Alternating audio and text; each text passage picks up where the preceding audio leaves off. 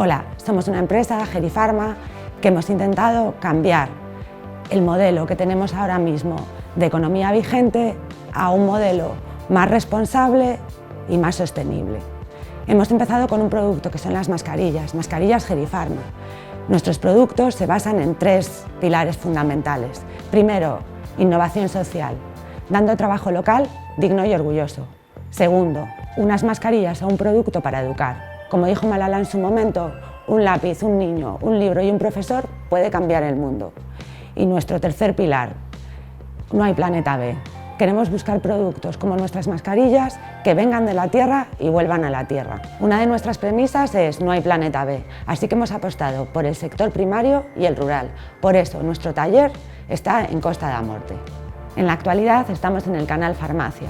También hemos llegado a acuerdos a nivel B2B y tenemos un e-commerce para el cliente final. Nuestra política de marketing se centra en no contaminar y no generar residuos. Nuestra filosofía de empresa se basa en economía circular, en educar y en que no existe planeta B.